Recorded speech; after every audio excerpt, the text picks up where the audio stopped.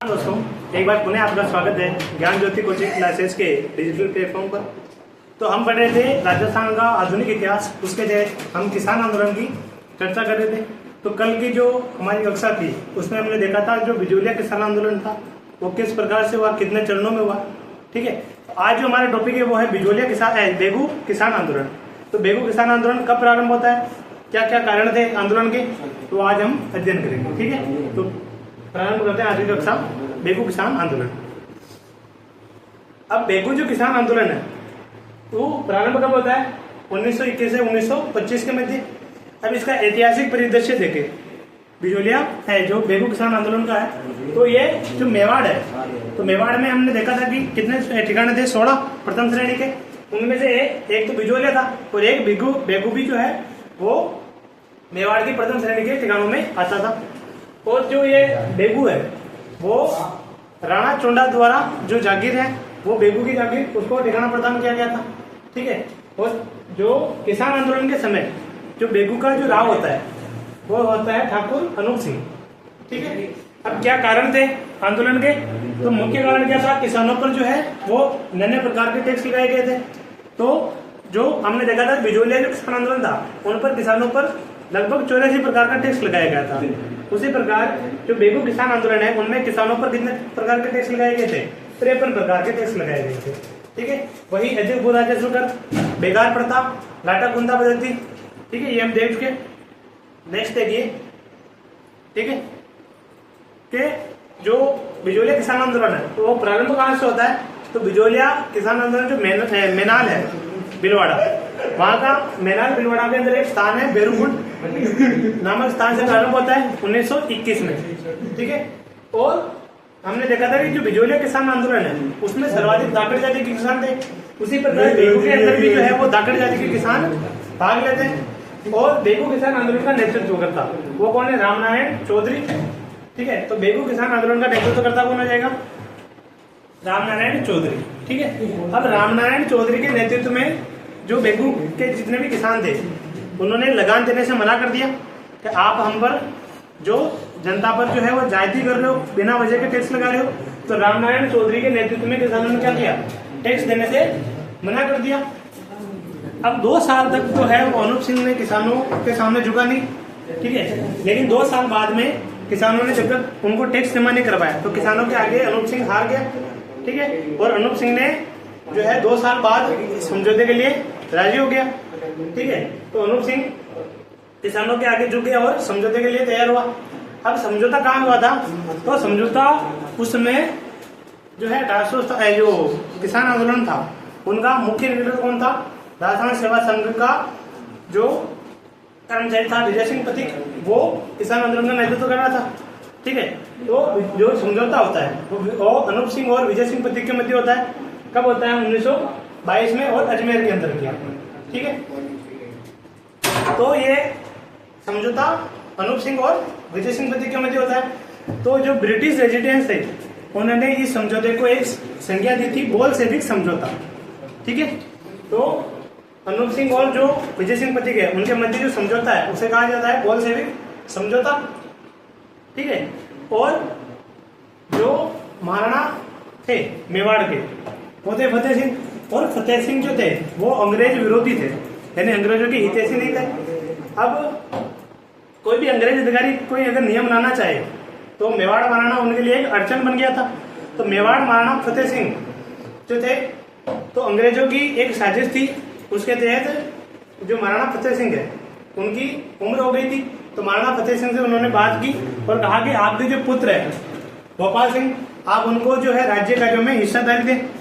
ठीक है, तो अंग्रेजों के कहने पर फतेह सिंह ने अपने पुत्र भोपाल सिंह को राज कार्यों में हिस्सेदारी प्रदान कर दी। अब जो फतेह सिंह जो भोपाल सिंह था वो थोड़ा अंग्रेज सहयोगी था, यानी अंग्रेजों का हितैषी था। ठीक है, तो फतेह सिंह के कहने पर जो अंग्रेजों के कहने पर फतेह सिंह ने जो अपना राज्य था उसका जो लगभग करीबन किसको सौंप देता, अपने पुत्र भोपाल सिंह को। ठीक है, अगला देखिए कि मेवाड़ में महाराणा ने यह समझौता किया था अनूप सिंह और विजय सिंह पथिक ने। ठीक है, 1922 में इस समझौते को मेवाड़ महाराणा ने मानने से इनकार कर दिया। कहा कि आप की जो रियासत है, आपका जो ठिकाना है वो मेवाड़ साम्राज्य के अंदर आता है और आपने हमारी बिना परमिशन के कोई समझौता कर रहे हो, ठीक है, तो ये अनुचित है, क्योंकि आपका शासक कौन हूं, महाराणा, तो मेवाड़ महाराणा है वो है, तो कोई भी अगर समझौता करना है तो कौन करेगा, मेवाड़ महाराणा करेगा। आप एक छोटे मोटे सामंत हो, तो महाराणा ने जो ये समझौता हुआ था विजय सिंह प्रतीक और अनूप सिंह के मध्य, उसको मानने से क्या कर दिया, महाराणा फतेह सिंह ने मानने से इनकार कर दिया मेवाड़ महाराणा ने, ठीक है।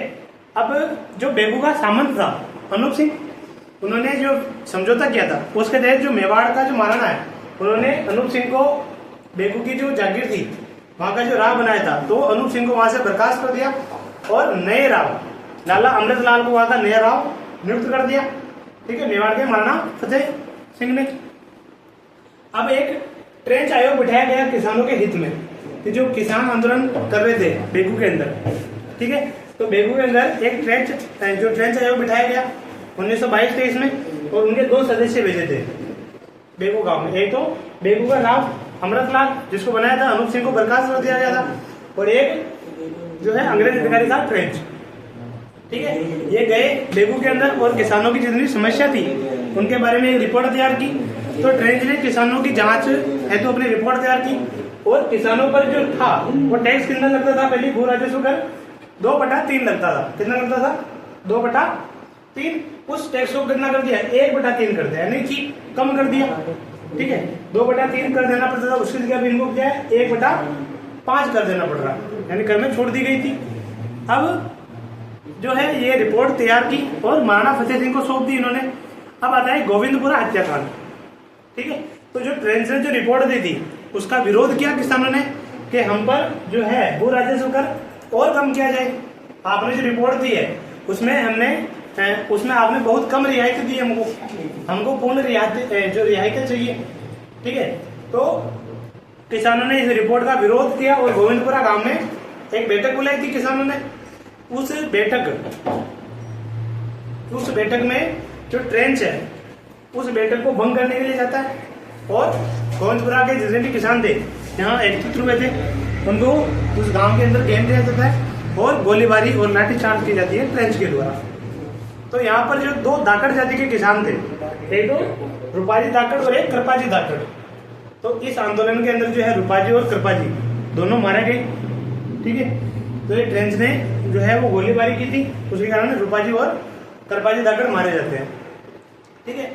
अब जो विजय सिंह प्रतीक जी है वो बेगू के अंदर थे, ठीक है, तो वो समझौते के लिए आए थे, तो वो यही थे, और इस जो बेगू किसान आंदोलन था उनका नेतृत्व भी वही कर रहे थे, रामनारायण चौधरी और विजय सिंह प्रतीक, ठीक है। तो 10 सितंबर 1923 को विजय सिंह प्रतीक को क्या कर लिया जाता है, गिरफ्तार, मेवाड़ महाराणा के द्वारा विजय सिंह प्रतीक को गिरफ्तार कर लिया गया था, क्योंकि उन्होंने ये समझौता किया था। और इस समझौते के तहत जो ट्रेंच ने जो अपनी रिपोर्ट तैयार की थी उसमें कोई रियायतें दी थी, लेकिन विजय सिंह प्रतीक ने कहा कि हमें पूर्ण स्वतंत्रता चाहिए, ठीक है। तो किसानों ने उसका विरोध किया रिपोर्ट का विजय सिंह प्रतीक के कहने पर, और विजय सिंह प्रतीक को 10 सितंबर 1923 को गिरफ्तार कर लिया गया था मेवाड़ के महाराणा द्वारा, ठीक है। और विजय सिंह प्रतीक को 5 साल की सजा सुना दी गई थी, ठीक है। तो 1923 में गिरफ्तार किया गया था और उससे 5 साल यानी 1927 के अंदर उनको वापिस रिहा कर दिया गया था। अंततः क्या हुआ कि जो बेगू पर जो किसान थे उन पर 53 प्रकार के टैक्स लगाए थे, तो उनमें से जो मेवाड़ महाराणा है उन्होंने 34 करोड़ को माफ कर दिया, ठीक है, 34 करोड़ को माफ कर दिया, और इसी के साथ जो किसानों ने है वो आंदोलन समाप्त कर दिया था, ठीक है। और जो बेगू किसान आंदोलन की जो प्रचार था, जो इनका प्रकाशन था, वो कुछ समाचार पत्रों में प्रकाशित होता है। एक तो प्रताप, जो कि वर्धा महाराष्ट्र से निकलता था, प्रताप समाचार के संपादक कौन थे, गणेश चंद्र विद्यार्थी, ठीक है। और नवीन राजस्थान और केसरी राजस्थान केसरी, ये समाचार पत्रों में बेगू की जो खबरें थी वो प्रकाशित हुई, ठीक है। तो ये रहा हमारा बेगू किसान आंदोलन। आई होप आपको ये क्लास पसंद आई होगी। धन्यवाद। अगले जो क्लास में वो हम अगला किसान आंदोलन पढ़ेंगे, ठीक है। Thank you.